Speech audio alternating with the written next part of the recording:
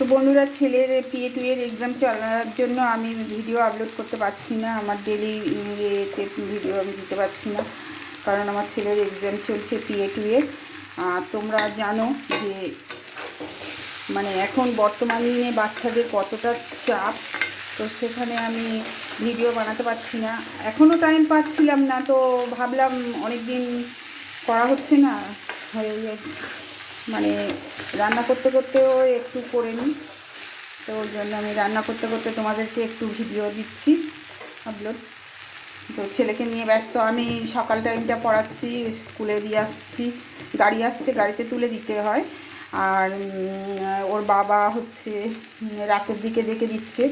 তো দুজনেই মিলে এখন ছেলেকে নিয়ে খুব ব্যস্ত হয়ে পড়েছি। PA2 এর এক্সাম চলছে, ফাইনাল এক্সাম এখন হয়নি। ফাইনাল এক্সাম তো জানো ফেব্রুয়ারিতে হবে আমাদের।